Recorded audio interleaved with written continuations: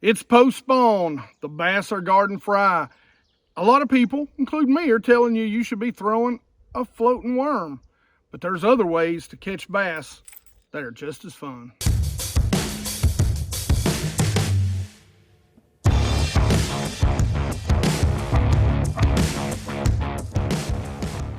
That's right.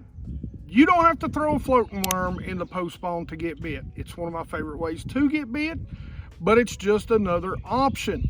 Another way to get bit, if they're just not biting a floating worm, another way to get bit is topwater. Man, I love to throw topwater right when those fish are on the bed until the time that they start to move out deep. Topwater can get some really fun reaction bites. There's two different ways of approaching it. You can target fish or you can cover water. You guys know I love to start out covering water and then come back with something that maybe I'm target fishing with. A great example of target fishing is a popper like this Rico, or a different style of popper like this Fish Labs Rattling Popping Frog.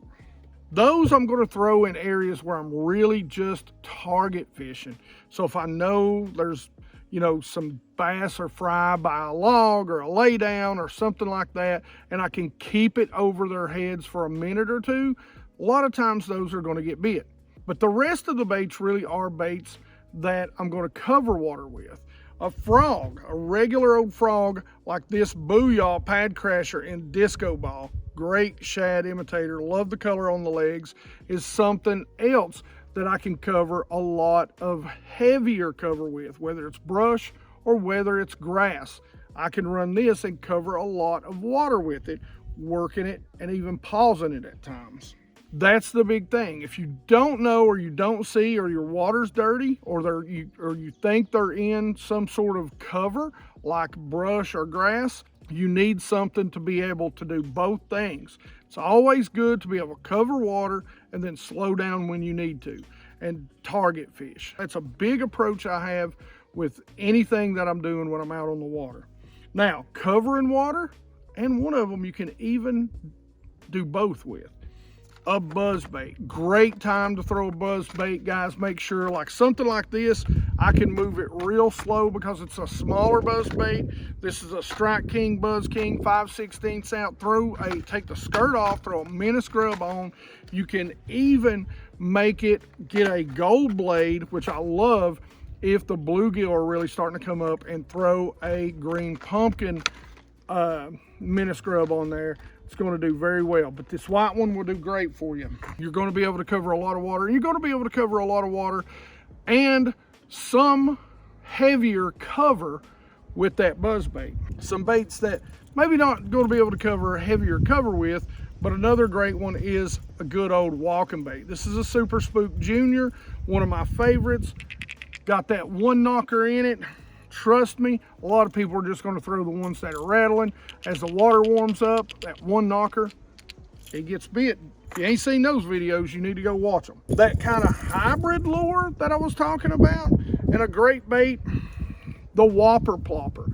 Great bait because it is a hybrid, fast, slow. You can rip it and pause it, or you can plop it and stop it. That's what I like about a Whopper Plopper.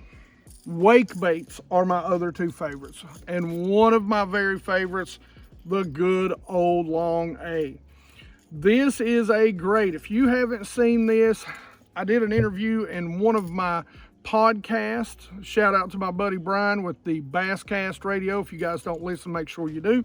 Also, make sure you go and listen to the BassGeek podcast. We just take our live streams, turn them into a podcast. You can listen to us be stupid anywhere at any time. And trust me, if you guys have seen my live streams, you know I'm pretty stupid.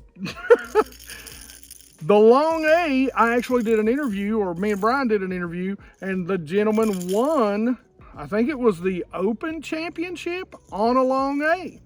So the long A has been a long time wake bait deal on my lakes, and it's great around the spawn and post spawn, something that we throw a lot. It's also great in cold water. It's very subtle, so it really does get some great bites. Now, next up is a good compact. This is a Strike King wake bait. I don't remember the name, but everything will be in the description, guys. please use those links to go out there and purchase anything. You don't even have to purchase this stuff. Just go hit a link, go to a tackle warehouse and watch. It helps. It don't cost you a dime, but it helps me and it helps the channel, and it helps me be able to buy that stuff and do all these giveaways that we do on the live streams and the monthly giveaways. So it does help.